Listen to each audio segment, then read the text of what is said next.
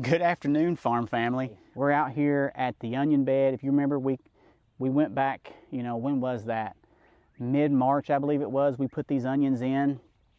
I have to say, this is probably my worst onion harvest that I can recall. And I don't really know what all happened because everything started out really good. And then the onions just kind of started to they just kind of stalled out. They stopped growing, and like the candy onions, for example. I mean, a lot of them, in the years past, my candy onions would get to be 4 or 5 inches in diameter. A lot of these candy onions are like 1.5, 2 inches. I mean, they are little.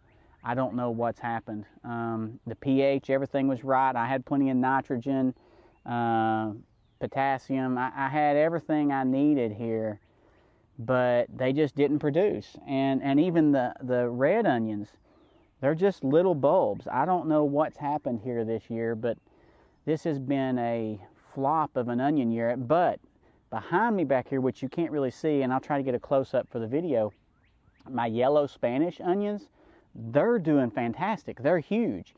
And I did 2 different things in the box beds. I mean, I tilled them both the same way. I worked them the same way.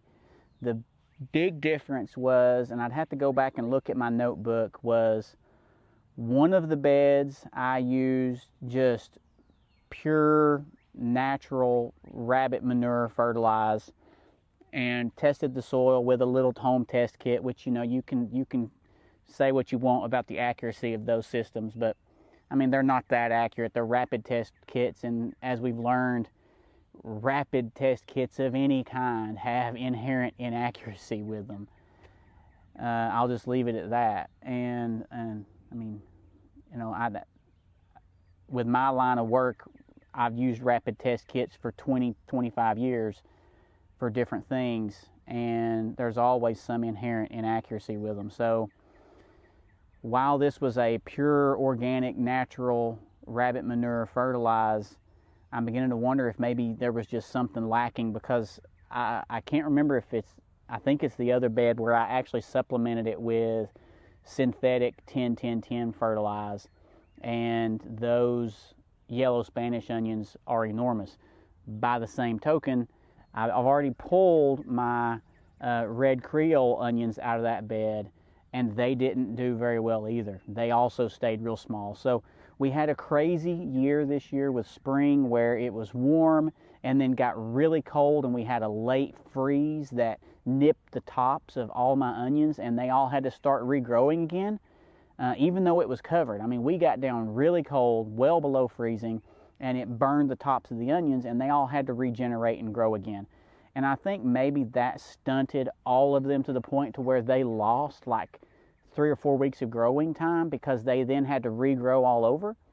But I don't know for a fact that that's exactly what happened, but they just did not produce the way I wanted them to. And then after all that happened, we went through a 5-week dry spell where we had 3/4 of an inch of rain in 5 weeks.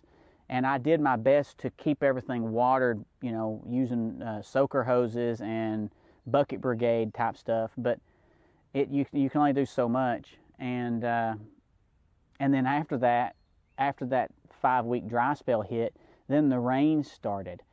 And I mean, we've had in the past 2 weeks now, we've had maybe 7 days of at least 3/4 of an inch of rain.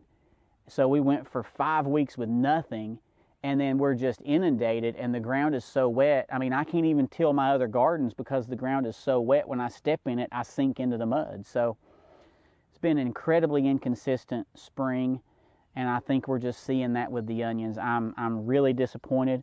We're probably going to run through almost all these onions in the process of making our own homemade spaghetti sauce. But well, I'm going to go ahead and I'm going to see if I can recruit some help with the kids. But I'll just show you, for example, here.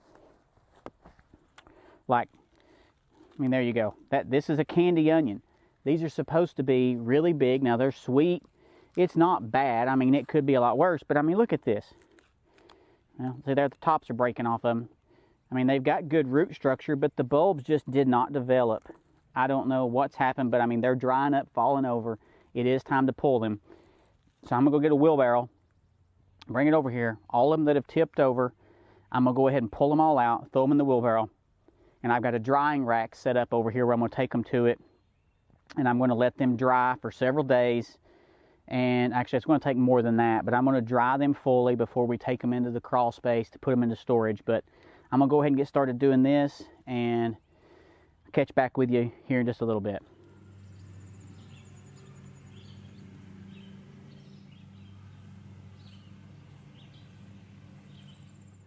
All right, well, a little change of plans. Instead of doing the wheelbarrow like I typically do, what we've got is we've got these bread trays that we were given, and we typically use these when we're doing our potato harvest. But these are pretty cool because pretty handy because they've got holes all on the bottom. And so I can just lay my onions in here crossways. And then when I take them inside, I can just leave them. Man, see, look at that. Look how funky that is. I don't know what happened. When I take them inside, I'll just leave them on this tray, put a fan beside it, and the fan will blow over them. And I'm not having to, you know, restack, realign, anything like that. They're already there and ready to go. So I'm just going to keep going through here, pulling these out. This is pathetic. I mean, these are like kebab size onions. I mean, you just slide a whole blasted onion on your skewer. Oh, and then while I'm at it, see, look here, I've even got crabgrass coming up in the bed. And then this is, I guess that's a Bermuda grass. I don't know why that's in there. Just pull that up. This is a thorny little bush here, little plant. Oh well. Just go ahead and get this out of here. And then I can start getting this turned over to start planting or transplanting. I got some eggplant that needs to be done something with. And I got several more pepper plants for some late pepper harvests.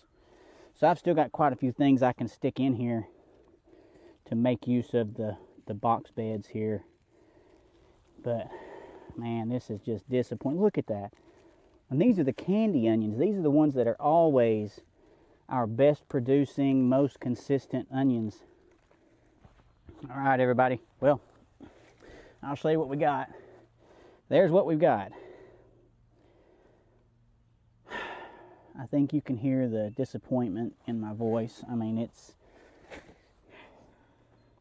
usually when we grow our own onions, you know, we use them to make our own homemade spaghetti sauce with. We cook with them for months and months and months. I mean, we don't buy onions for the most part.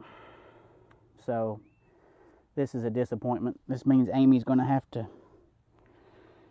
probably toward the end of the summer, she's going to have to buy onions, because even I'm looking at all these red onions through here, and they're just not bulbing out, and the tops are dying off, and I don't know what's going on. I think I'm going to call the onion supplier, tell them what's going on, because I'm not really sure. These tops shouldn't be, unless it's just been because of the crazy weather and the drought followed by excess rain doing it, but these onions just haven't behaved the way they should. But anyway, well, I'm just going to keep getting with it here, and I'm going to pull a couple of these red onions back here that they've tipped over now. Oh boy, they're stuck in the ground good. See, they're a little bit bigger, and these are supposed to be smaller onions. See, these are red Creoles, and they're actually supposed to be, that's probably the size they're supposed to get to. That's about the normal size for them. They're kind of a flat, maybe 2.5 inch diameter onion, and that's kind of normal for those, and they're going to last for months.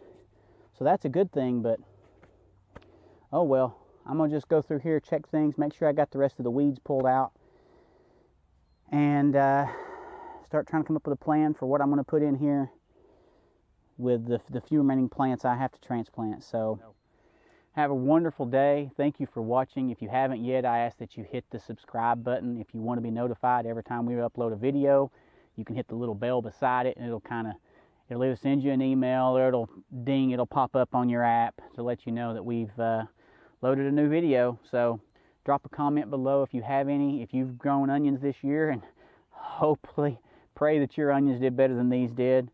I didn't say it, but we also had a total loss on garlic this year because of the weather that we had. So it may all be related, but if you've grown onions this year, and like I said, hopefully your luck was better than mine. This is the worst year I think I've ever had with onions, but drop a comment below. Let me know how yours is doing and what kind you grew, when you planted and when you harvested, or if you haven't harvested yet, when you think you're going to harvest. So thanks for watching. I really appreciate it. God bless.